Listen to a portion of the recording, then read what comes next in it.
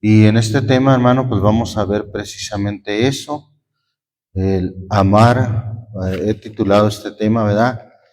Amar al prójimo. ¿Y por qué amar al prójimo? Vamos a partir de ahí de Mateo capítulo 5. Mateo capítulo 5. Primeramente vamos a considerar quién es nuestro prójimo. Versículo 43. Mateo 5, versículo 43. ¿Lo tenemos? Bien, dice ahí la palabra de Dios. Oísteis que fue dicho, amarás a tu prójimo y aborrecerás a tu enemigo. Mas yo os digo, amad a vuestros enemigos, bendecid a los que os maldicen, haced bien a los que os aborrecen y orad por los que os ultrajan y os persiguen. Hay una mala interpretación, hermano, de quién es nuestro prójimo. Y bueno, vamos a empezar a indicar, según la palabra de Dios, quién es nuestro prójimo. Se tiene el entendimiento y una mala interpretación de que el prójimo es todo aquel que está afuera, todo aquel que nos rodea, toda persona en el mundo es nuestro prójimo. Sin embargo, en la palabra de Dios sí vemos que hay una diferencia que marca la Biblia entre el prójimo y los que pueden ser nuestros enemigos. ¿Quién pudiera ser nuestro enemigo? Bueno, aunque no es propiamente el tema, pero la palabra de Dios dice por boca de Santiago o Jacobo, dice: adúlteros y adúlteras, no améis el mundo, o no sabéis que la amistad del mundo es enemistad con Dios. Cualquiera pues que quisiere ser amigo del mundo, se constituye enemigo de Dios. Y obviamente nosotros no podemos tener por amigos, no podemos estar amistados con aquellos que son enemigos de Dios. Enemigos de Dios son aquellos que aman el mundo. Y cuando la Biblia habla del mundo, no se refiere al globo terráqueo, no se refiere tampoco a los habitantes, sino se refiere al sistema de cosas. Inclusive en el griego hay una palabra diferente al geos, que es el globo terráqueo. También hay una palabra diferente que es diferente cuando se refiere a los habitantes. Está la palabra griega aion, que significa el sistema de cosas, el sistema. Pudiéramos decir también el ambiente de este mundo. Ese que ama el ambiente de este mundo se constituye enemigo de Dios. De cualquier manera, antes estaba escrito: amarás a tu prójimo y aborrecerás a tu enemigo. Pero como la ley de la gracia del Nuevo Testamento es más excelente, es con mayor gloria, ahora nos dice que debemos de amar también a nuestros enemigos. También debemos de bendecir a los que nos maldicen. En el Antiguo Testamento, hombres de Dios llegaron a proferir maldición contra sus enemigos y les venía aquella maldición. Pero ahora en el Nuevo Testamento, la Biblia nos dice: bendecir y no maldigáis. Ahora a nuestros enemigos hay que bendecirlos, aunque ellos nos maldigan, y hay que hacer bien a los que nos aborrecen. Hay que orar por los que nos ultrajan y nos persiguen. De cualquier manera, aquí el Señor Jesucristo, este cambio que hay en la gracia en el Nuevo Testamento, no consiste en decir: ahora todos son tu prójimo. No, eso no cambia. Sigue habiendo una diferencia entre el prójimo y nuestros enemigos. Lo único que cambia es que ahora a los enemigos también hay que amarlos, también hay que bendecirlos y también hay que hacerles bien. Eso es lo que está cambiando, no el hecho de que siga existiendo el prójimo y nuestros enemigos. ¿Qué es prójimo? La palabra prójimo viene del latín, que es proximus, que significa cercano. Eso es en realidad el significado de la palabra prójimo, aquel que es cercano a ti. Ese es tu prójimo, el que es cercano a ti. También es traducido como pariente en algunas ocasiones. Y bueno, cuando la Biblia habla de no codiciarás la mujer de tu prójimo, pues se refiere a aquel que es cercano a ti. No codiciarás nada de él. Aunque la ley de la gracia ahora también excede y nos dice que hay que amar y por lo tanto no podemos codiciar tampoco nada de nuestros enemigos. Alabamos el nombre del Señor Jesús. Mateo capítulo 19, versículo 19 también.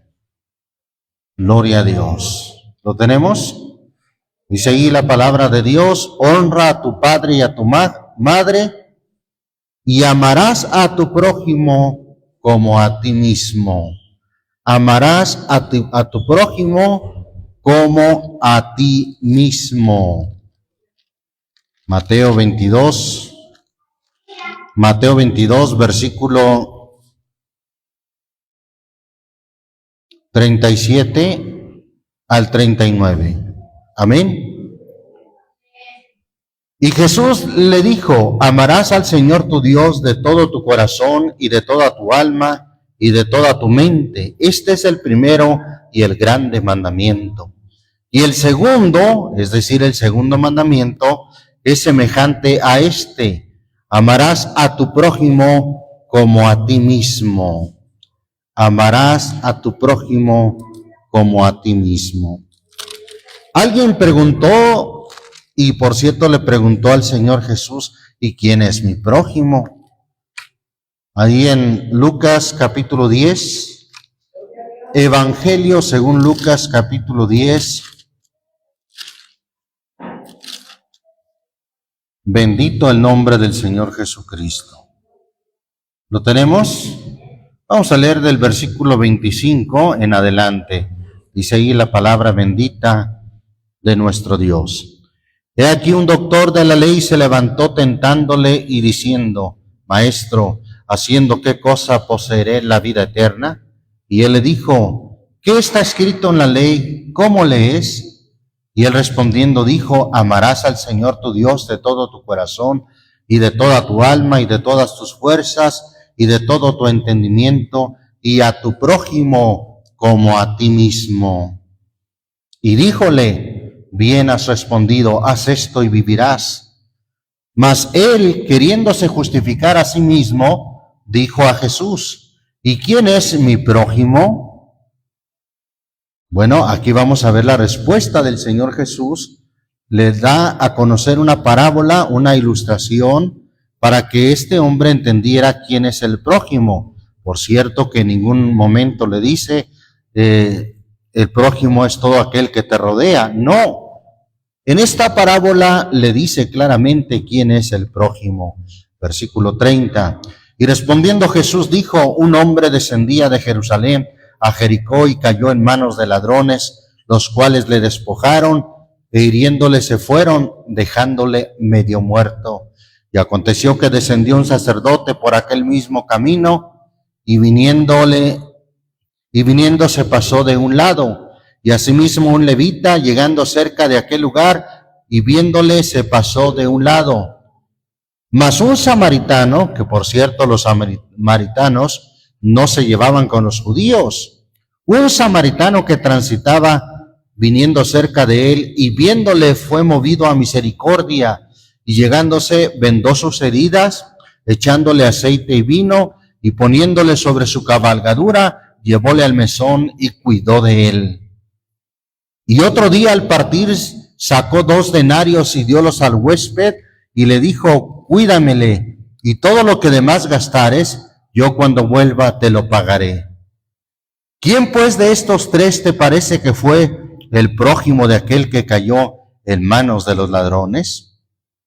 Bueno, quizás si le preguntara a alguien el día de hoy que tiene un entendimiento equivocado de quién es el prójimo, pues a lo mejor hubiera dicho, pues todos, tanto el sacerdote como el levita, como el samaritano.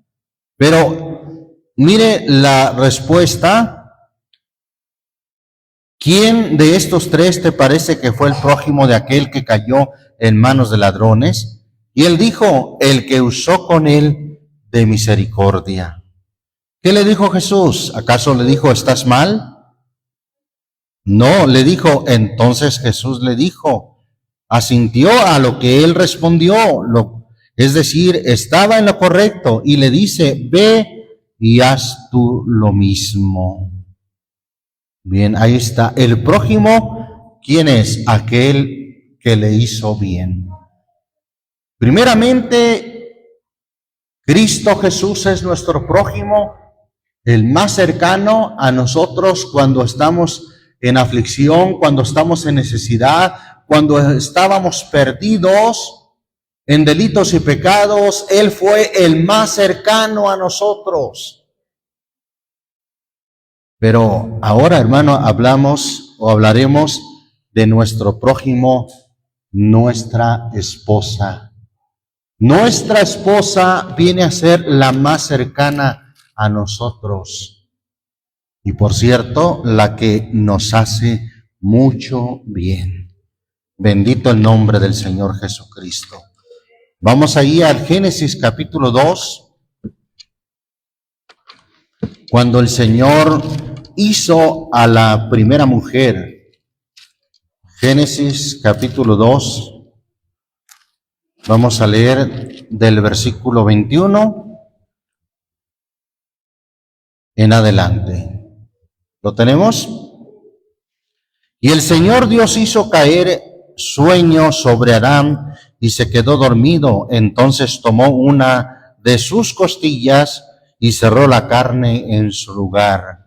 Se puede decir que esta fue la primera cirugía en el mundo, hermano, hecha por nuestro Dios. Versículo 22, y de la costilla que el Señor Dios tomó del hombre, hizo una mujer y trájola al hombre. Y dijo Adán, esto es ahora hueso de mis huesos y carne de mi carne. Esta será llamada varona porque del varón fue tomada. Por tanto dejará el hombre a su padre y a su madre y allegarse a su mujer y serán una sola carne.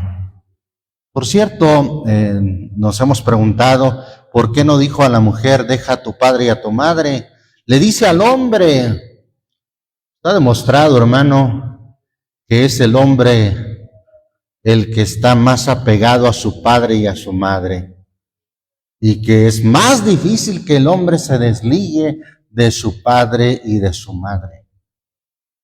Por eso dice el texto, al hombre dejará el hombre a su padre y a su madre y a llegarse a su mujer. Y serán una sola carne. La mujer fue tomada de la costilla del hombre.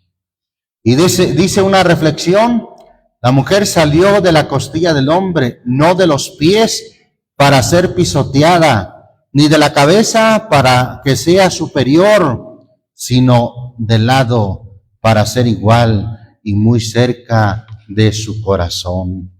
Bendito el nombre del Señor Jesús.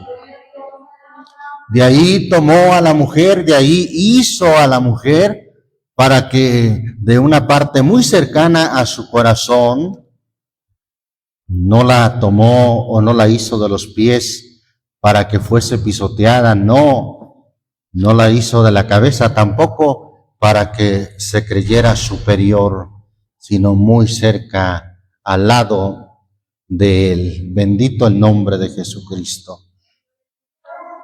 En realidad, hermano, el hombre y la mujer tienen el mismo valor delante de Dios.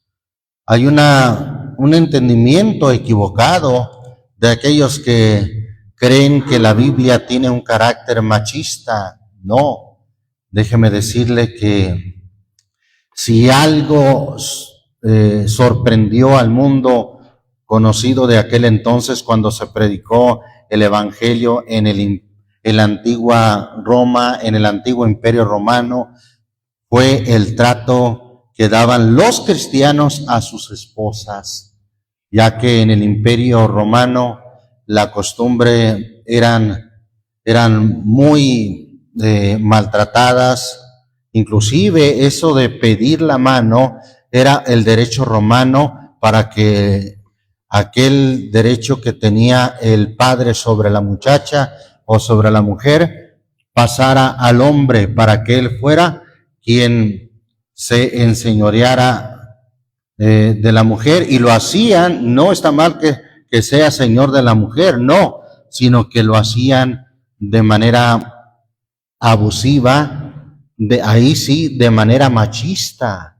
Inclusive el anillo que se empezó a usar, si recuerda cuál usa la gente, que el anillo de compromiso, en la antigua Roma se empezó a usar como un símbolo de que la mujer tenía que estar sujeta, esclavizada, encadenada al hombre. ¿Sí? Bien, entonces la Biblia, hermano, nos enseña realmente cómo es el trato hacia la mujer y hacia el hombre. El Señor entonces tomó de la costilla del hombre a la mujer para ser igual muy cerca de su corazón. Y ya que estamos ahí en este capítulo 2, vamos un poquito más atrás al versículo 18. ¿Lo tenemos? Y dijo el Señor Dios, no es bueno que el hombre esté solo. Y si Dios lo dice, Dios es sabio, hermano. No es bueno que el hombre esté solo. Hay un síndrome que en psicología le han llamado el síndrome de Peter Pan, porque es un cuento de dibujos animados donde pasan a ser a una eterna juventud, donde nunca envejecen, donde nunca se casan, donde nunca son responsables de una familia.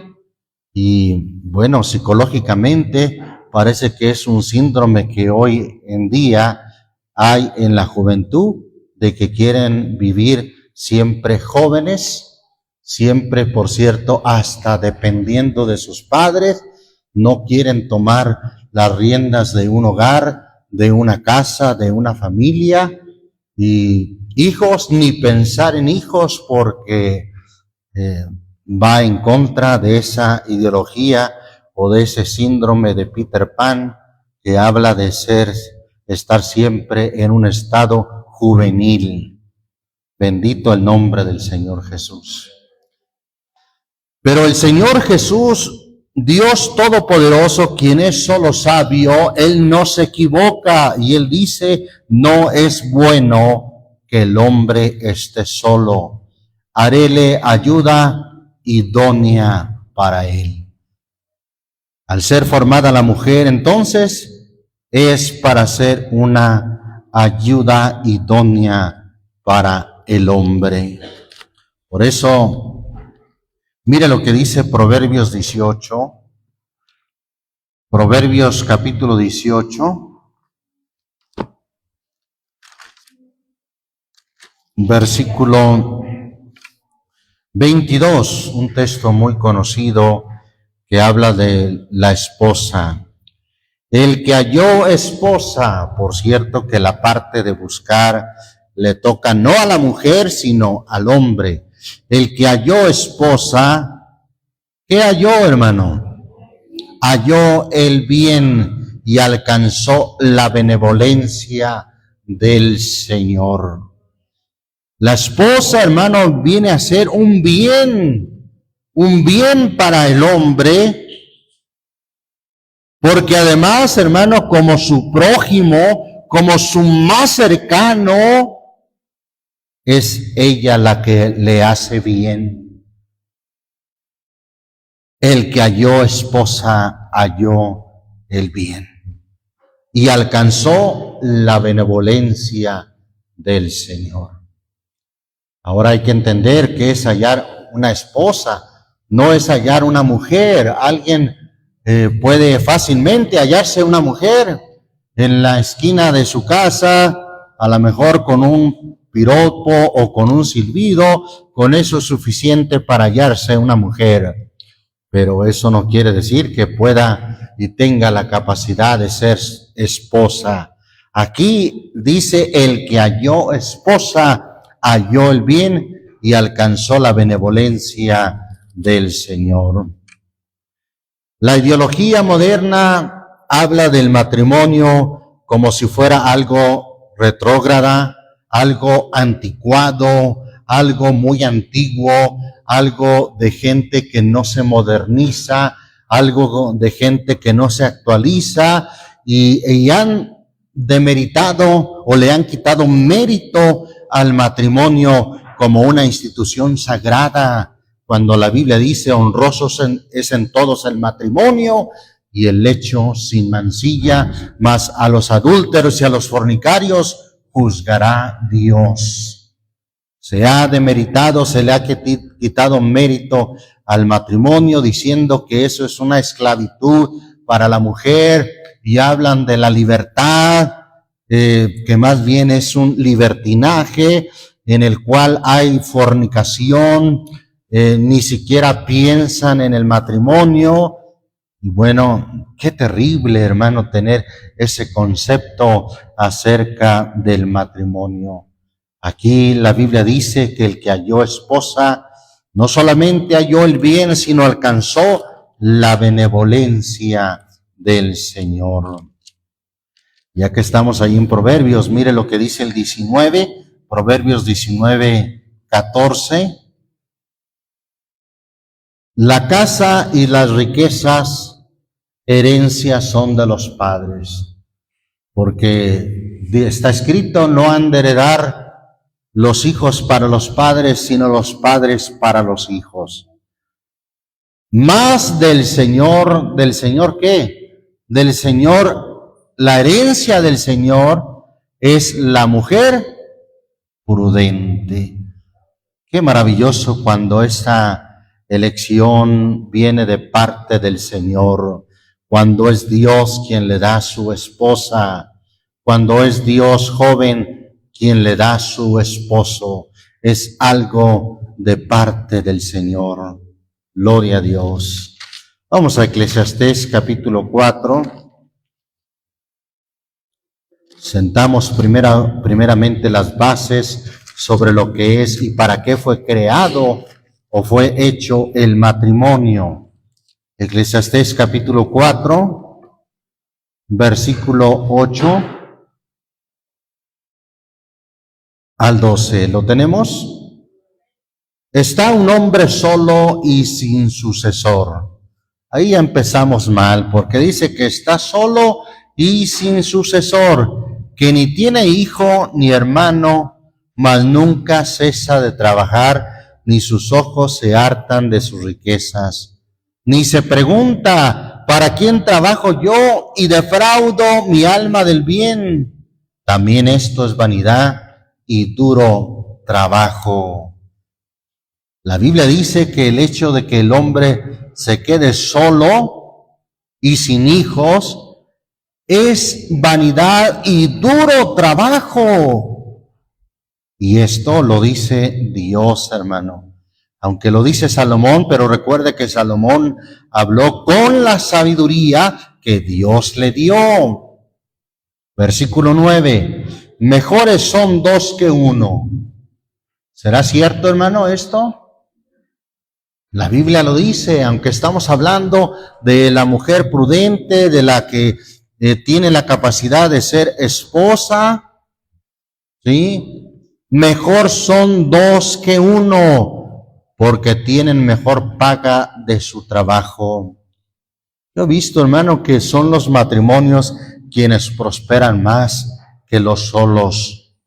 La mujer sola o la mujer, como luego se dice, soltera, o el hombre soltero, nomás no se les ve prosperidad.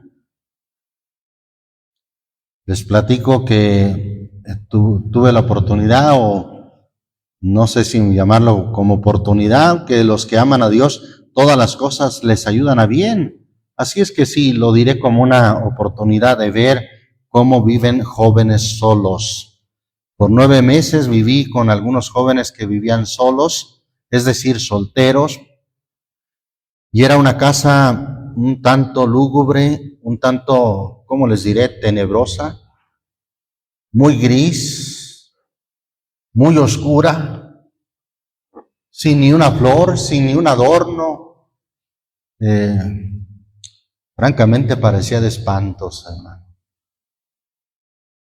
Y ningún calor, porque no había ninguna familia ahí. Se veía muy desolada esa casa.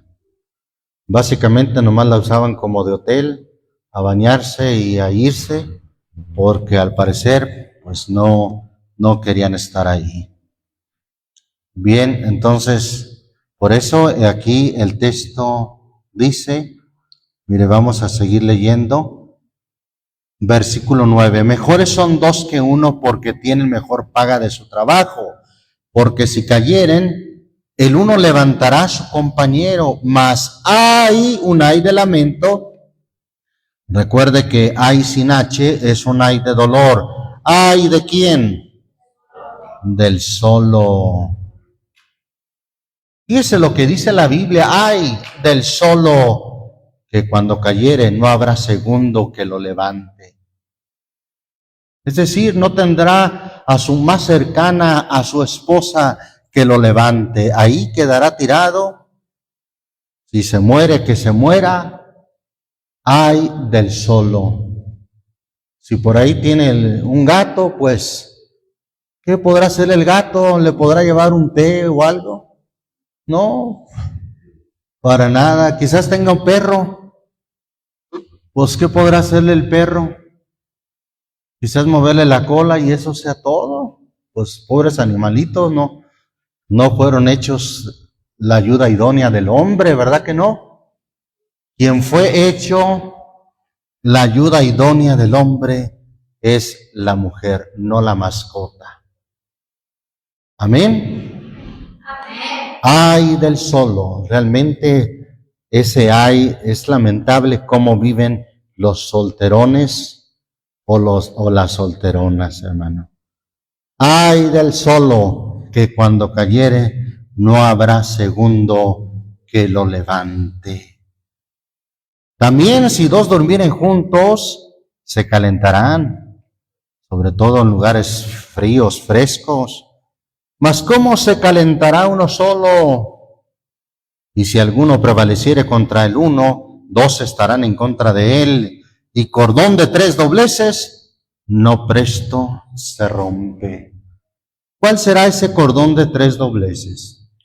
Alguien ha interpretado que es Jesucristo. Bien, Jesucristo es más que un cordón de 3 dobleces, hermano. Él es nuestro amparo, nuestra fortaleza.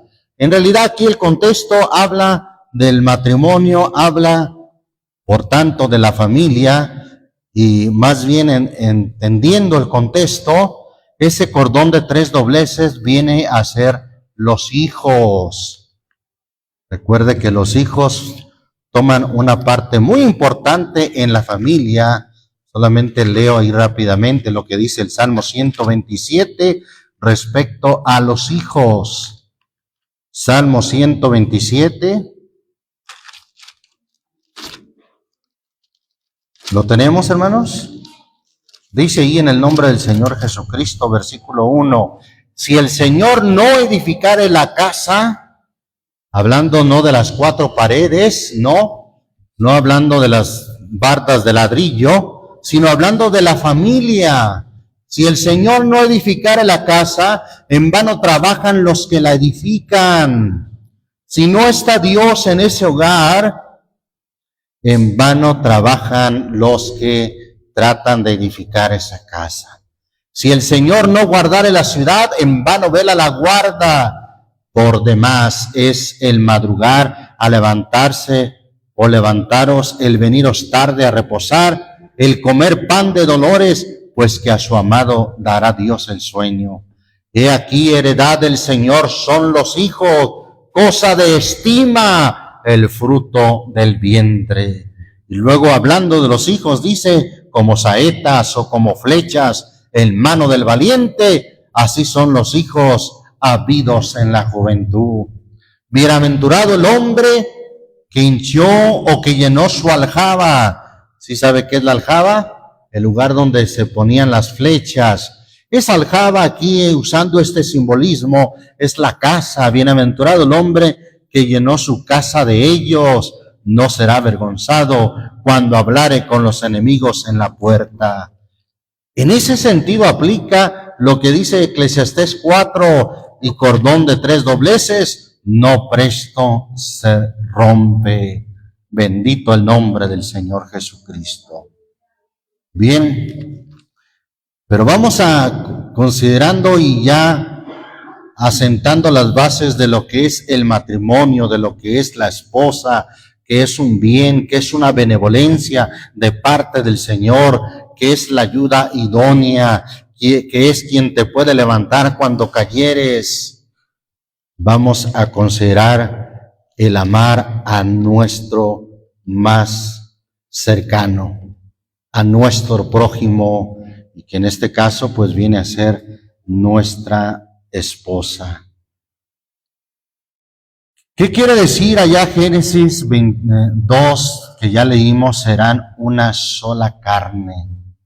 Por eso el mandamiento de amarás a tu prójimo dice, amarás a tu prójimo como a ti mismo, porque tu esposa es una sola carne.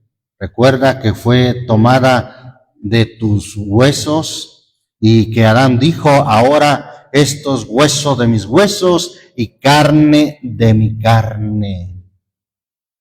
Son una sola carne. Son uno solo. Por eso, amando a tu esposa, es como estarás amando a tu prójimo como a ti mismo, porque es hueso de tus huesos, carne de tu carne. Alabamos al Señor Jesucristo. Bien, vamos a leer algo que realmente me llama la atención allí en 1 Corintios. 1 Corintios capítulo 6.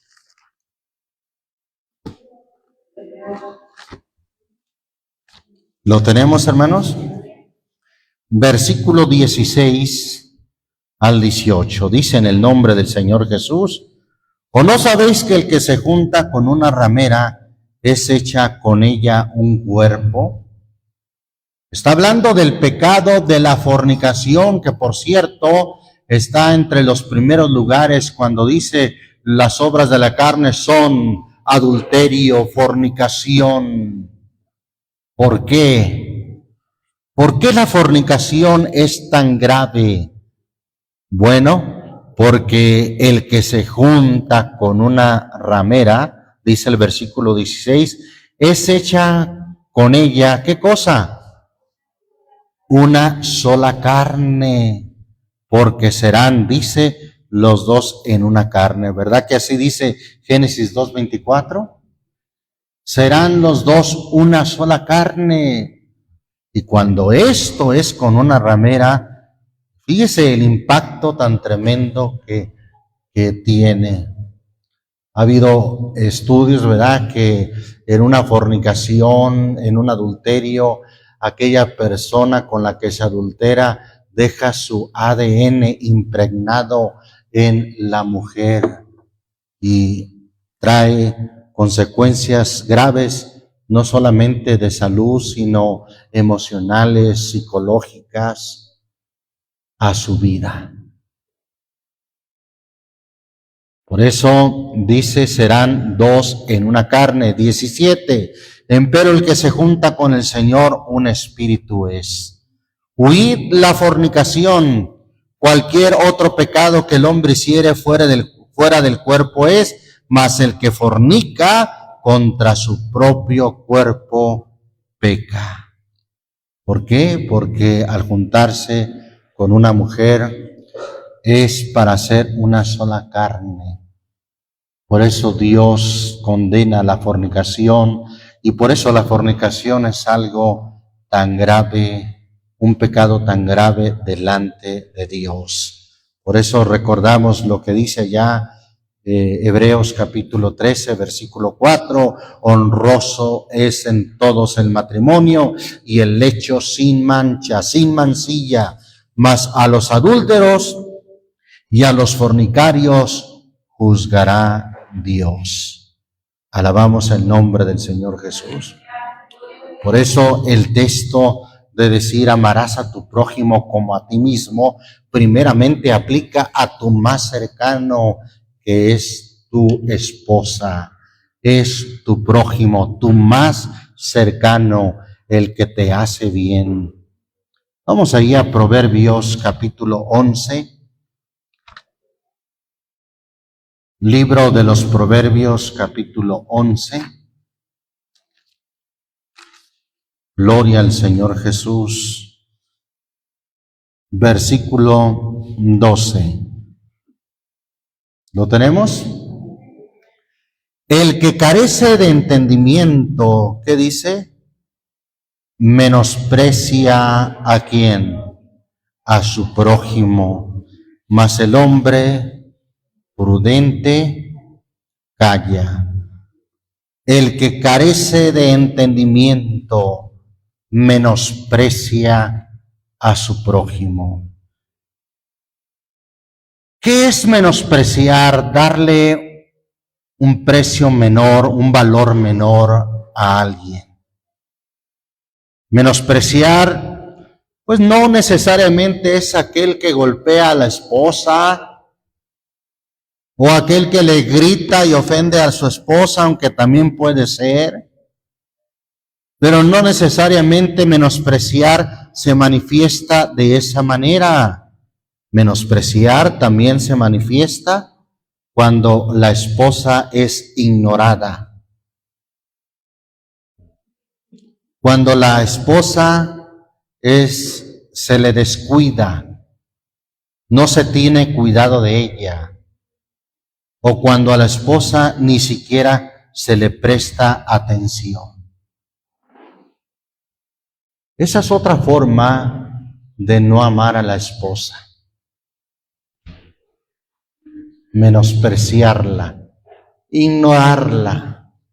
No me interesa lo que diga, no me importa lo que hable. Y a veces esa forma de no amar, de menosprecio, es más hiriente que los golpes, hermano. Porque una esposa ignorada, descuidada, que ni siquiera se le presta atención, pues se sume más bien se hunde en depresión, en tristeza, en soledad, porque no se siente apoyada, no se siente amada, no se siente valorada, se siente ignorada. Y el esposo, pues parece que le presta más atención a su celular que a la esposa. Paz de Cristo. Nomás analice, si usted estuviera en esa lista, cuántas horas le presta atención al celular y cuántas horas le presta atención a su esposa.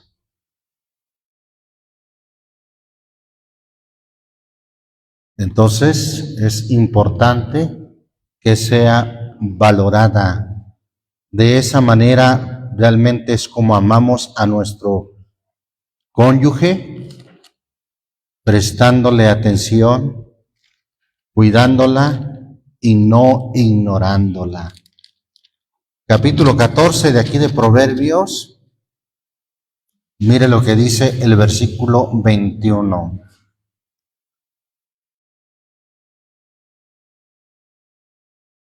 Peca, es pecado, hermano, que aquí hablamos de un pecado. ¿Peca quién? El que menosprecia a su prójimo. Si usted creía que es pecado el que la golpea, sí, también es pecado, pero ¿qué cree? Que también es pecado el que menosprecia, el que ignora a su esposa, el que la descuida, el que ni siquiera le presta atención.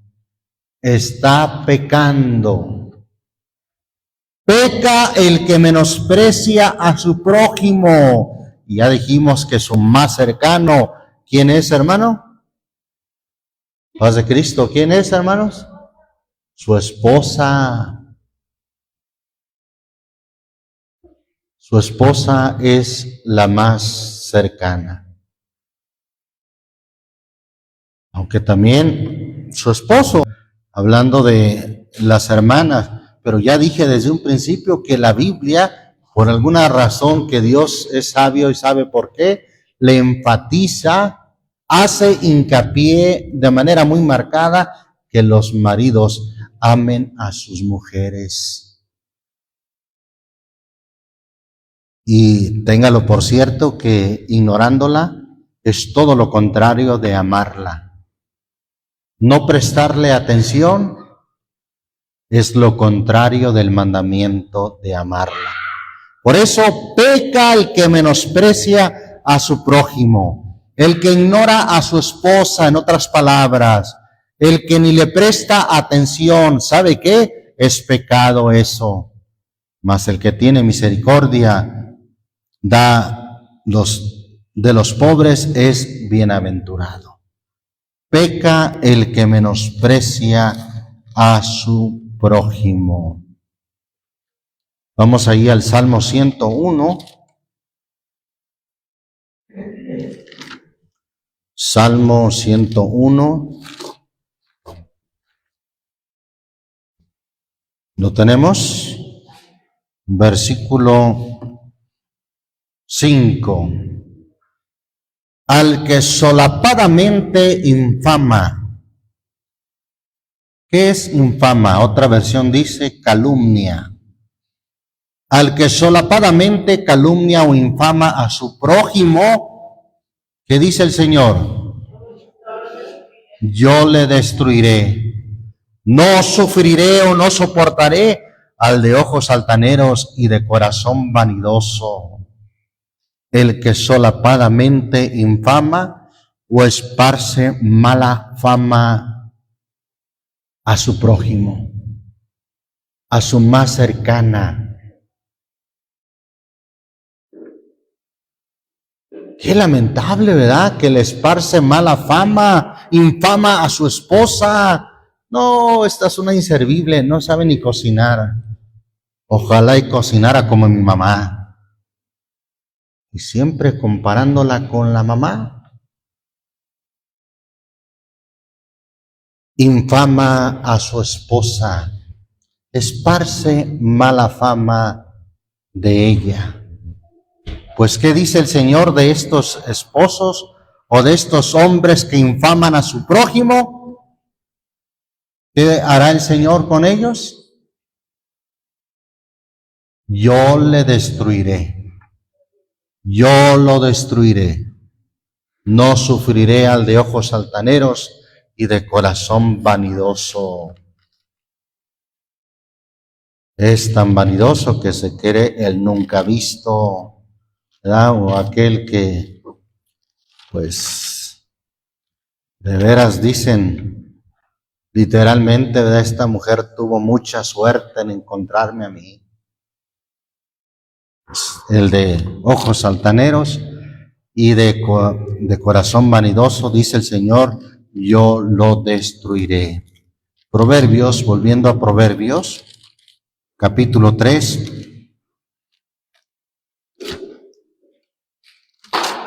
capítulo 3 de Proverbios, versículo 29. ¿Lo tenemos? No intentes mal contra quién. Contra tu prójimo, contra tu más cercano. Y lo dice, estando ¿qué? ¿O cómo dice la segunda parte del texto? Entonces, ¿quién es el que habita junto a nosotros, hermano? ¿A quién se puede referir? Se fija, dice que habita confiado junto a ti. Pues ¿quién más sino la esposa? No intentes mal contra tu prójimo, estando él confiado de ti. O como dice la versión 60, que habita confiado junto a ti. Proverbios 11, capítulo 11 de ahí mismo de Proverbios, versículo 9. El hipócrita con la boca, ¿qué hace con la boca? Daña a su prójimo.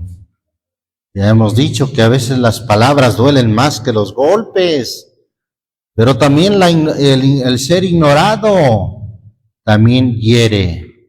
El hipócrita con la boca daña a su prójimo, mas los justos son librados con la sabiduría.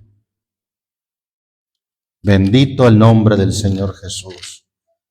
Capítulo 21 de ahí mismo de Proverbios. 21 de Proverbios, versículo 10.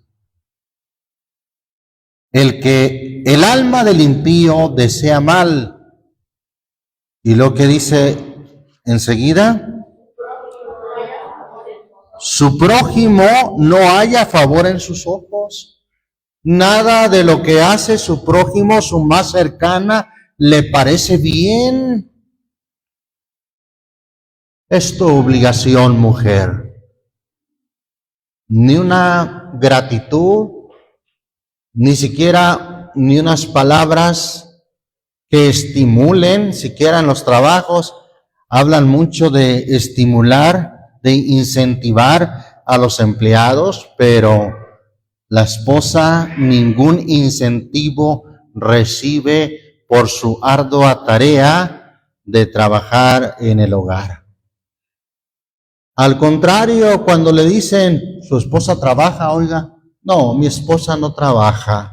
Paz de Cristo, si alguien trabaja, es la esposa en el hogar. ¿Cómo se atreve a decir que su esposa no trabaja?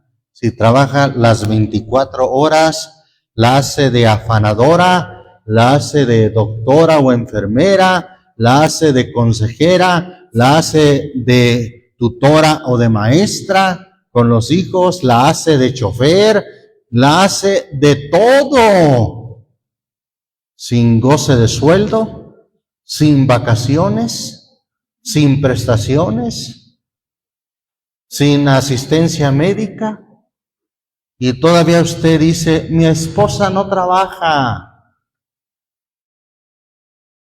Paz de Cristo, hermano. Si alguien trabaja en el hogar, pues es la esposa. En turnos a veces dobles, pues uno trabaja 9, 10 horas en la empresa, pero la esposa le sigue hasta, si es necesario, hasta la medianoche cuando tiene que atender al esposo o al hijo con calentura, con fiebre. Tiene que doblegar los esfuerzos con conocimientos hasta de enfermera. Por eso está escrito, mujer fuerte, ¿quién la hallará? Falso testimonio. Qué terrible, ¿verdad? Que la esposa hable de su esposo o que el esposo hable de su esposa. Cuando el Señor le encarga encarecidamente que ame a su mujer. Efesios capítulo 5. Leemos algunas de las porciones donde muy encarecidamente le encarga al hombre que ame a sujetas a sus propios maridos. Ya nuestro hermano nos hacía la observación de que no es que el hombre sujete a la mujer, sino que las casadas por iniciativa propia son ellas las que deciden de manera voluntaria estar sujetas a sus maridos como al Señor. Y vaya que estar sujeta o sujeto al Señor, hermano, no quiera exceder más allá, no quiera superar a nuestro Señor Jesucristo en su entrega. No, hermanos, paz de Cristo, esto lo digo irónicamente porque es imposible que podamos superar al Señor Jesús en su amor y en su entrega. Pero debemos de seguir ese ejemplo. Como Cristo amó a la iglesia y se entregó a sí mismo por ella. Pero muchas veces la entregada y la sacrificada es la mujer, quien anda ahí a la medianoche poniéndole trapos húmedos al esposo que tiene fiebre, o dándole la medicina, o orando por él. Pero si es a la inversa, la esposa es la enferma, el marido quizás le diga, ya deja dormir, mujer, que mañana tengo que ir a trabajar. Cuando debiera de ser al contrario, el marido el sacrificado, pues debe de seguir el ejemplo de Cristo, que se sacrificó y amó a la iglesia entregándose a sí mismo. ¿Hasta qué punto se entregó nuestro Señor por su iglesia? Hasta la muerte y muerte de cruz. Versículo 26, para santificarla, limpiándola en el lavacro del agua por la palabra, para presentársela gloriosa para sí, una iglesia que no tuviese mancha ni arruga, ni cosa semejante, sino que fuese santa y sin mancha.